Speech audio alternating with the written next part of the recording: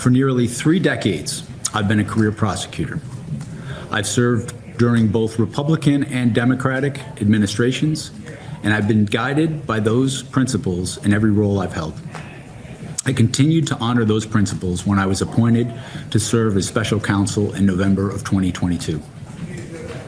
The decision to bring charges against President Trump was mine, but the basis for those charges rests entirely with President Trump and his actions, as alleged in the indictments returned by grand juries in 2 different districts.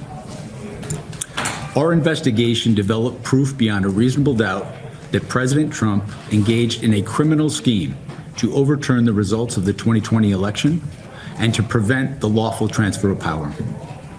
Our investigation also developed powerful evidence that showed that President Trump willfully retained highly classified documents after he left office in January of 2021, storing them at his social club, including in a ballroom and a bathroom. He then repeatedly tried to obstruct justice to conceal his continued retention of those documents. I remain grateful for the counsel, judgment, and advice of my team as I executed my responsibilities. I am both saddened and angered that President Trump has sought revenge against career prosecutors, FBI agents, and support staff simply for doing their jobs and for having worked on those cases. These dedicated public servants are the best of us, and they have been wrongly vilified and improperly dismissed from their jobs. I made my decisions in the investigation without regard to President Trump's political association, activities, beliefs, or candidacy in the 2024 presidential election. We took our actions based on the facts and the law, the very lessons I learned early in my career as a prosecutor. We followed Justice Department policies and observed legal requirements.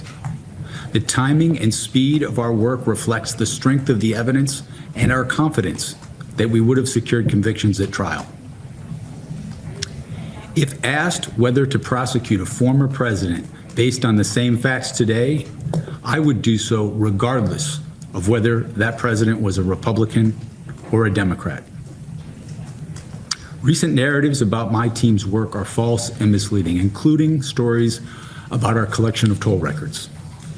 Toll records were sought for historical telephone routing information, collected after calls had taken place, identifying the incoming and outgoing call numbers, the time of the calls and their duration.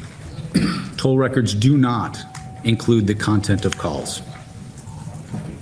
Those records were lawfully subpoenaed and were relevant to complete a comprehensive investigation. January 6th was an attack on the structure of our democracy in which over 140 heroic law enforcement officers were assaulted.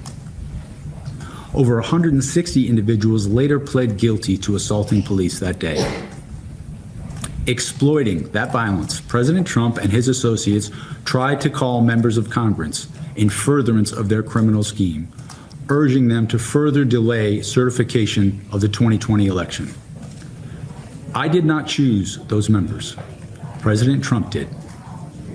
I hope that my testimony today serves to correct these mischaracterizations about my work, and to that end, I welcome your questions.